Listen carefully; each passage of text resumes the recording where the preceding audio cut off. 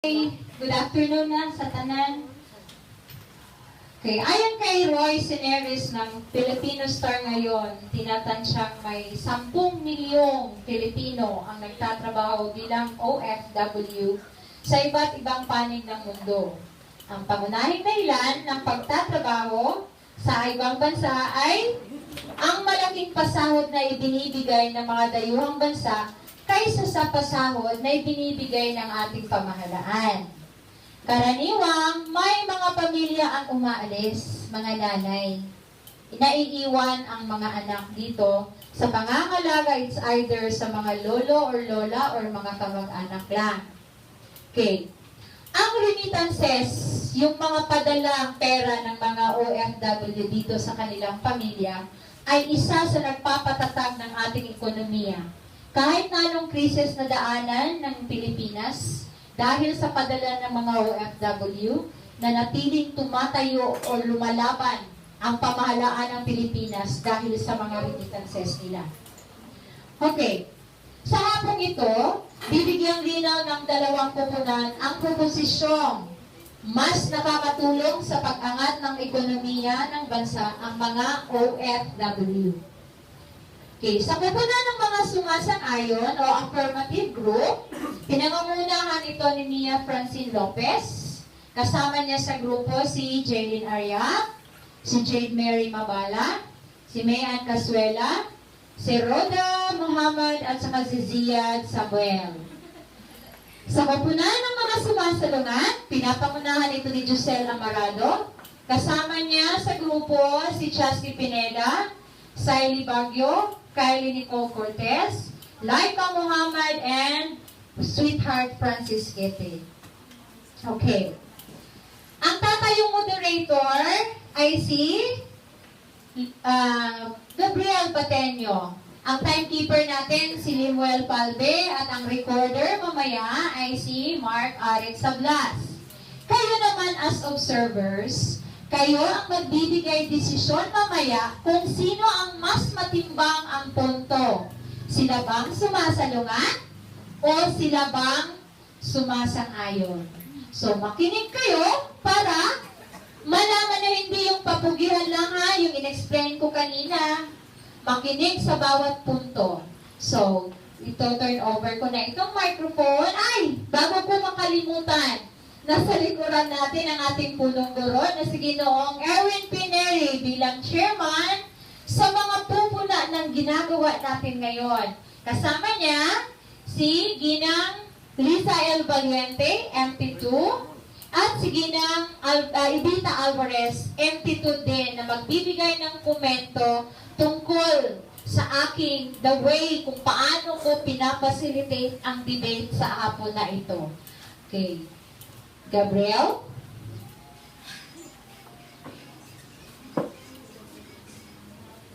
Magandang hapon sa inyong lahat. Ang salaping ipinapadala ng mga OFW dito sa Pilipinas ay tumutulong sa pagpapatatag ng ating pambansang ekonomiya. Ang pagtaas ng remittance na pumapasok sa bansa ay dulot ng patuloy na pagdami ng mga OFW sa iba't ibang panig ng mundo. Dahil sa malaking remittance na ipinapadala sa bansa, ang halaga ng piso laban sa dolyar ay napapanatiling matatag.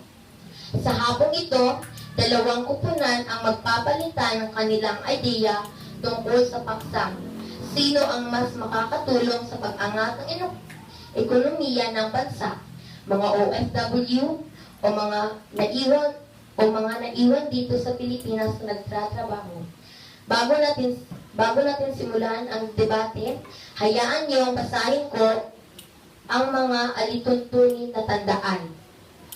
Bawat team ay binubuo ng 6 na miyembro.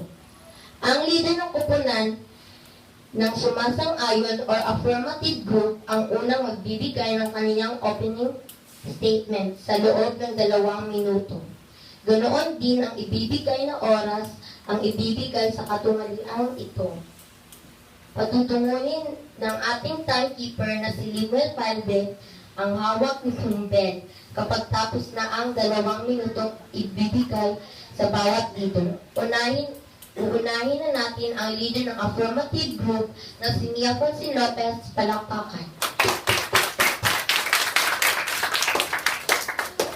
Maraming salamat, Gabriel Pateño.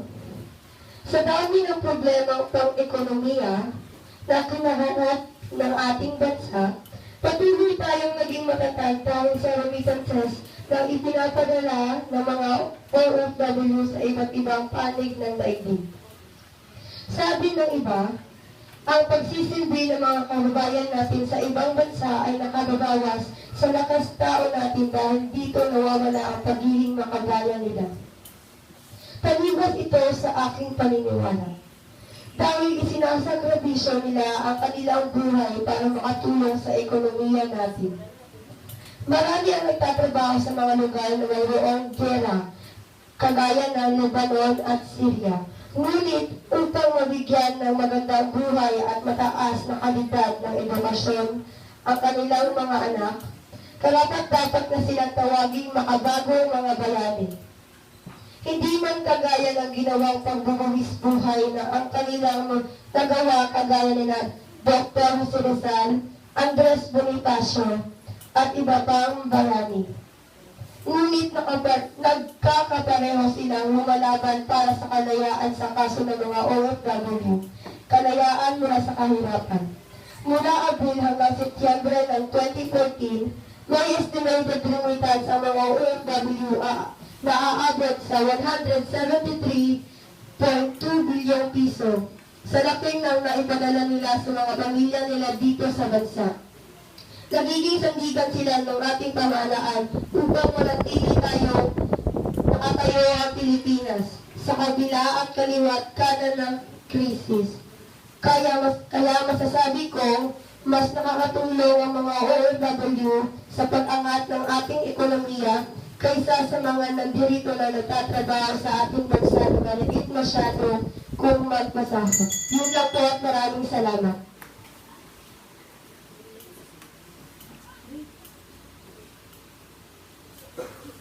Natapos ni Mia ang kanyang pambungad na saloobin sa loob ng 2 minutes and 14 seconds. Ngayon, pakita naman natin si Josal Amarado na pipiliting ipakita sa lahat na narito na mas nakakatulong ang mga naiwan dito sa bansa sa pagpapaunlad ng ating ekonomiya. Palakpakan.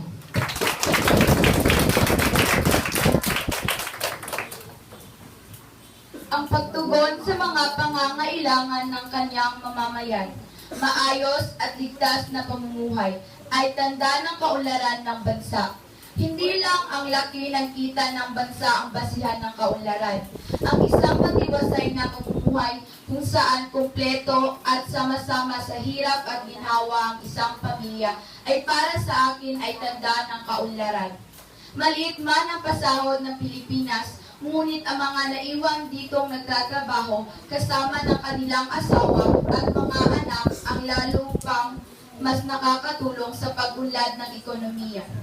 Masasabi bang maunlad ng isang pamilya dahil sa mga makabagong gadget na hawak ng mga anak na nagtatrabaho sa ibang bansa?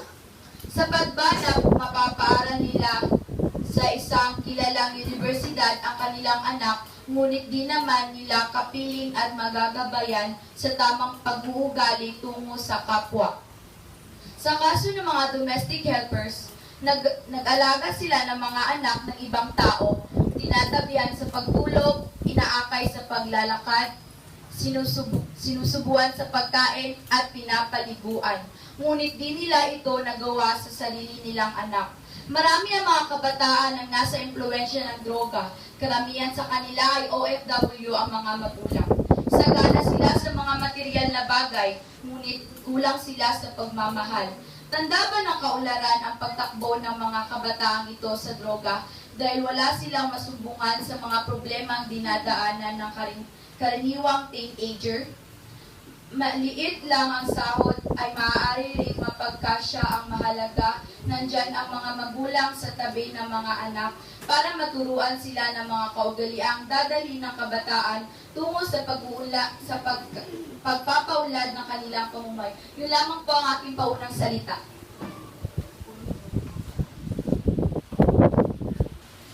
Natapos si Giselle ang kanyang pambungad na saobin sa loob ng 1 minute and 59 seconds. Ngayon, sisimulan natin ang review time. Sisimulan ng affirmative group ang pagpapahayag ng kanilang punto at susunod ang negative group.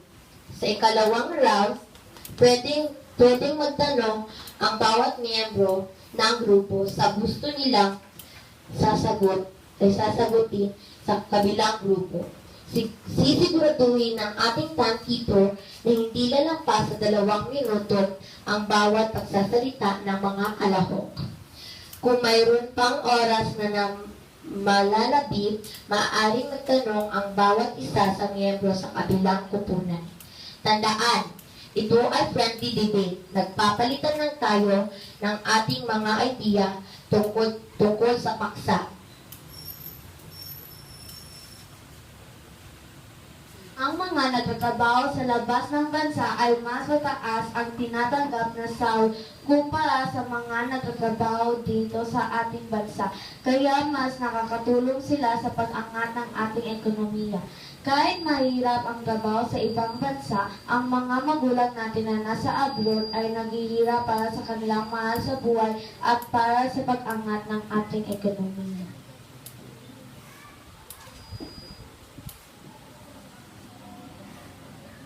Nakapag-aral ng mabuti ang anak at pagdating sa huli, nakaka-graduate sila at nakakapagtrabaho ng maayos.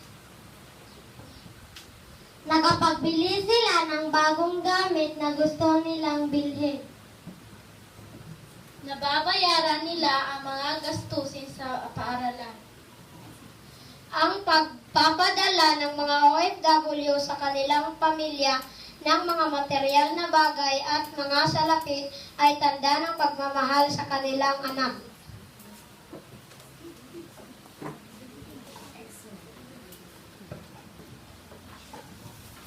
May mga anak na nawalay sa kanilang mga magulang. Ang kanilang magulang ay may trabaho dito sa Pilipinas, pero meron pa rin iba na hindi pa rin sila kontento sa kung ano ang napakikinabangan nila dito sa ating bansa. Kaya pumupunta ang mga Pilipino sa ibang bansa bilang OFW para magpakahirap para sa kanilang pamilya. Pero meron naman tayong mga trabaho dito, pero nakikipagsapalaran pa rin sila sa ibang bansa para magsakripisyo para sa kanilang mahal sa buhay. Mas magandang hindi na lang mag-abroad ang mga magulang para magabayan ang mga anak para hindi malulong sa droga at hindi gumamit ng sigarilyo sa murang edad. Oo nga, nagpadala ang mga magulang ng pera para sa mga anak nila at hindi alam ng magulang kung paano ginastos ang pera.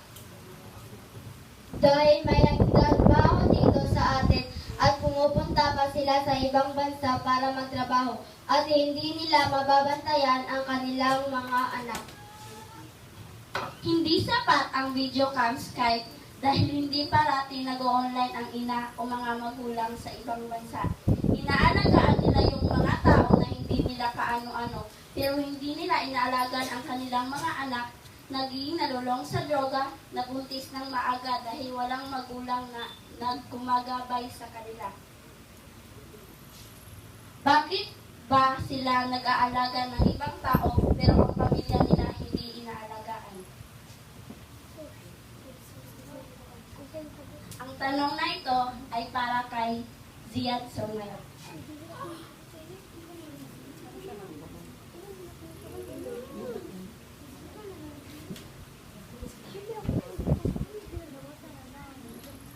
Ang tanong na ito ay para kay Jade Mary Mabara.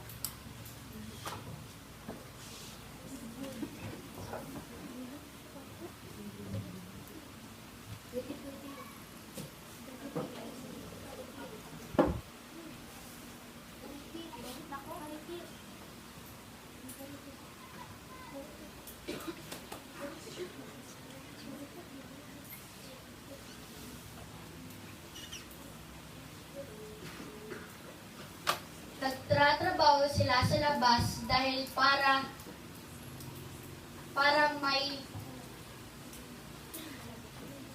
may kinabukasan tayo dito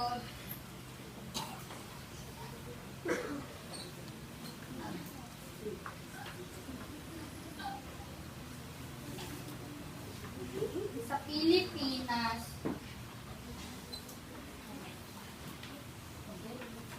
Dahil dito sa Pilipinas, maliit lang ang sweldo at doon sa labas, malaki. Maraming salamat.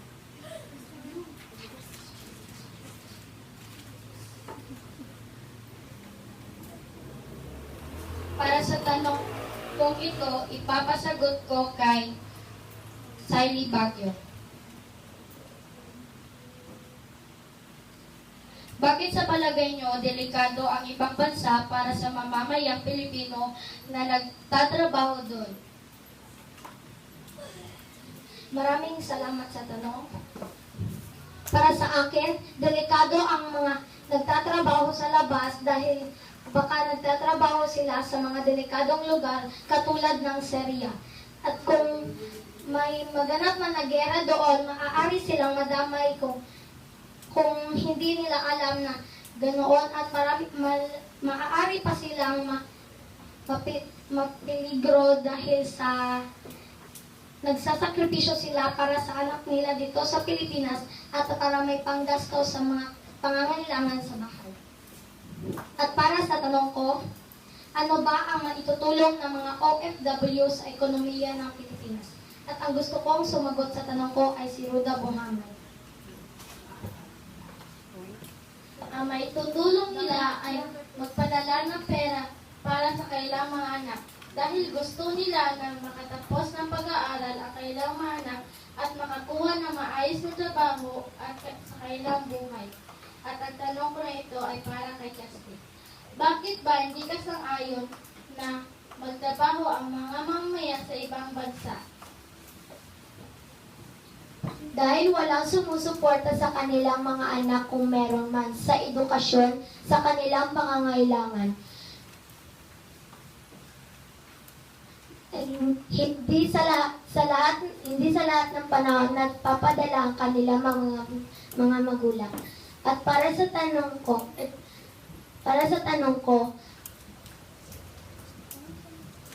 ano pa ba ang silbi ng pagpapadala nila ng material na bagay kung hindi naman nila napupuna ang kanilang pagmamahal sa kanilang mahal sa buhay? Ang tanong na yon ay para kay Zian Samuel. Ang pagpapadala ng mga material na bagay at mga salapi ay tanda ng kanilang pagmamahal sa kanilang mga anak. Ang tanong ko ay para kay Josel. Gugustuhin mo bang mamatay sa hirap dito sa Pilipinas basta't sama-sama ang buong pamilya? Kahit na maliit lang ang sahod dito sa Pilipinas, mas gugustuhin ko na dito magtrabaho ang aking magulang.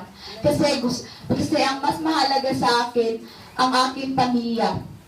At lalong-lalo na ang aking magulang. Kasi kung dito magtatrabaho ang aking magulang, mas maitutuon nila ang pansin para sa kanilang anak. Kasi gusto ko na matiwasay na pamumuhay kung saan kompleto, sama-sama sa hirap at ginhawa. At yun ang tanda ng kaunlaran para sa tanong ko, masasabi mo bang maunlad ang pamilya kung magkakaroon ng mga makabagong gadget dito sa makabagong gadget na tinatamasa ng mga anak nila? Ang tanong na yon ay para kay Mia. Oo, sasabihin natin na mapapaaral nila ang kanilang anak sa isang kilalang universidad. Ngunit di naman nila kapiling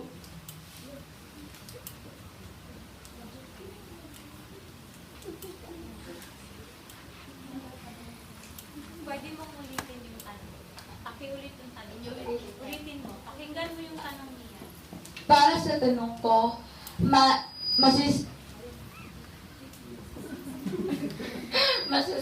Masasabi mo bang maunlad ng isang pamilya dahil sa makabagong gadget na natatamasa ng mga anak ng nagtatrabaho sa bansa? Oo, dahil ipinapadala nila yung mga gadgets na yan sa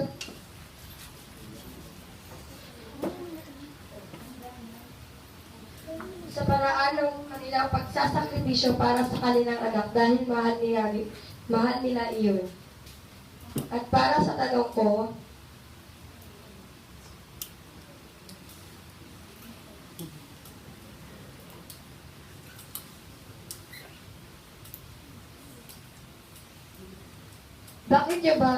bakit nyo nasasabi na hindi nakakatulong ang OFW dito sa Pilipinas? Ang gusto kong sumagot sa tanong na ito ay si Nicole. Ulit.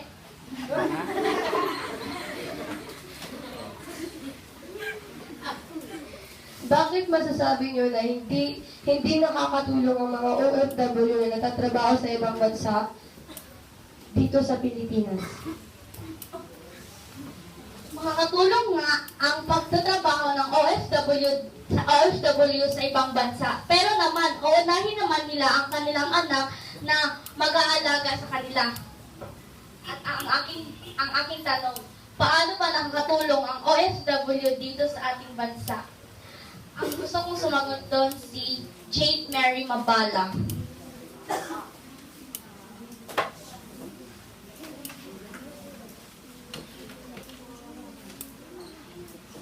Nakakatulong ang mga OFW sa mga pamilya dahil gumiginawa ang buhay ng mga mahihirap na pamilya kung may kasapi sa kanilang pamilya na mag-ibang bansa.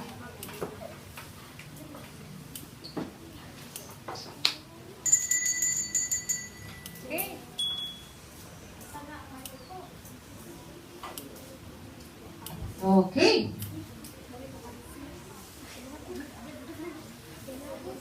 Alin ba ang mas matimbang? Sino ba ang mas nakakatulong sa kaunlaran ng bansa natin, sa ekonomiya ng bansa? Ang mga magulang na lumalabas, iniiwan ang mga anak dito? O yung mga magulang na nagtitiis sa maliit at kakarampot na sahod? Maliit na sahod, pinagkakasyahan. Makapiling lang ang mga anak, magabayan. Okay. Ang tatanungin ko na naman ngayon, kung ano man ang magiging desisyon ninyo, bawat isa sa atin ay may kanya-kanyang rason kung bakit iniiwan ang pamilya. I'm sure may mga bata dito, mayroon sa inyo dito na mga magulang iniwan kayo sa mga, iniiwan kayo sa care ng mga kamag-anak para makapagtrabaho. Ngayon ang tanong ko, sang-ayon ba kayo? Ilan sa inyo ang sang-ayon na mas nakakatulong sa pag-angat ng ekonomiya? Ang tinatanong ko yung mga observers, ha? Sino sa tingin ninyo ang mas nakakatulong sa pag-angat ng ekonomiya? Yung mga overseas Filipino workers? O yung mga magulang na nandito lang sa ating bansa at nagsusumikap mabuhay kasama ang kanilang mga pamilya? Okay. Kung sino yung sumasang-ayon, taas ang kamay. Sang-ayon na OFW ang nakakatulong ng malaki sa pagpapaangat ng ekonomiya. Wala? How about na mas nakakatulong ang mga magulang sa kaunlaran ng pamilya kapag nandirito lang sila sa ating bansa? Wow! Taas ka mo.